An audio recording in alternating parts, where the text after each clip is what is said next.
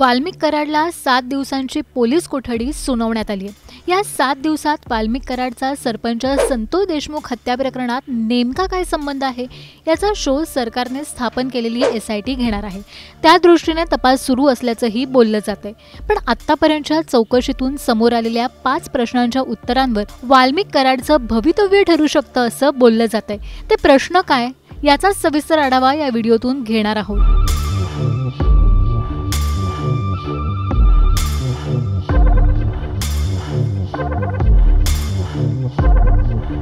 वाल्मिक कराडचं भवितव्य ठरवणाऱ्या 5 प्रश्नांपैकी पहिला प्रश्न आहे की वाल्मिक कराडने इतकी संपत्ती कुठून कमावली। वाल्मिक कराडकडून जप्त केलेल्या फोनमधून त्याचं अमेरिका कनेक्शन समोर आलं आहे। परदेशात वाल्मिक कराडची बेहिशोबी मालमत्ता असल्याचा तपास यंत्रणांना संशय आहे। वाल्मिक कराडची पुण्यातही प्रॉपर्टी असल्याचं समोर आलंय।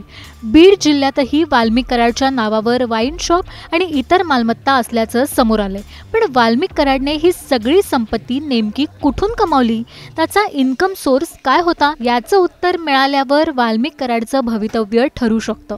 वाल्मिक कराड इतके दिवस कुठे लपला होता?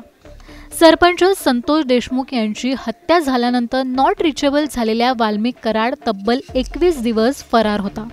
शेवटी तपास यंत्रणांनी फास आवळल्यावर आणि राजकीय वातावरण ढवळून निघाल्यावर वाल्मिक कराडने पुणे CIDला आत्मसमर्पण केलं।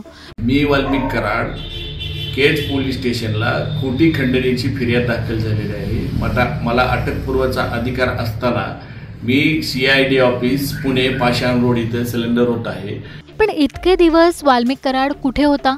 त्याला कुणी लपवून ठेवलं होतं? याच काळात वाल्मिक कराडवर राजकीय वरदहस्त आहे असा आरोप सुरेश धस, बजरंग सोनावणे, संदीप क्षीरसागर, अंबादास दानवे यांनी तसे आरोपही केले होते। त्यामुळे सरपंच संतोष देशमुखांची हत्या झाल्यानंतर वाल्मिक कराड नेमका कुठे फरार झाला होता या प्रश्नाचं उत्तर मिळाल्यावरच वाल्मिक कराडचं काय याचं उत्तर मिळू शकेल।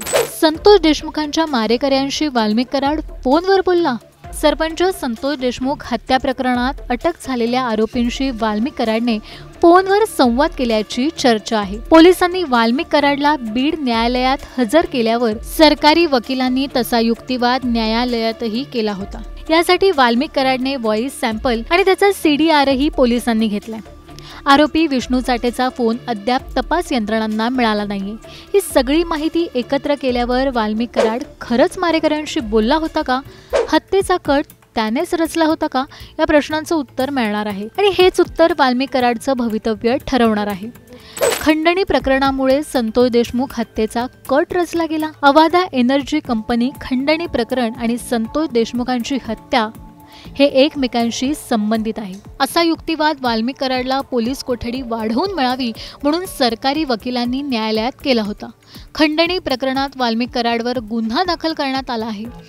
त्याच खंडणीमुळे सरपंच संतोष देशमुख यांची हत्या झाली का याच प्रश्नाचं उत्तर वाल्मिक कराडचं भवितव्य ठरवणार आहे। वाल्मिक कराडने कुणाच्या आशीर्वादाने साम्राज्य उभारलं? करोडो रुपयांची प्रॉपर्टी, फ्लॅट, दुकाने ते थेट अमेरिकेपर्यंत पाळेमुळे। मोक्का लागल्यावर परळीत लोकांनी केलेले आंदोलन, कार्यकर्त्यांची फौज ते तपास यंत्रणांना तब्बल 21 दिवस दिलेला गुंगारा, या सगळ्या गोष्टी वाल्मिक कराडने कशा शक्य केल्या? हाच सगळ्यात महत्त्वाचा प्रश्न आहे। वाल्मिक कराडवर खरंच कुणाचा राजकीय वरदहस्त आहे का? विरोधकांनी वाल्मिक कराडवरून धनंजय मुंडेंवर केलेल्या आरोपांमध्ये खरंच काही तथ्य आहे का? याही प्रश्नाचं उत्तर वाल्मिक कराड आणि त्याच्याबरोबर त्याच्या गॉडफादरचं भवितव्य ठरू शकतं असं बोललं जातंय। तुम्हाला काय वाटतं? या 5 प्रश्नांची उत्तरं खरंच मिळू शकतील का?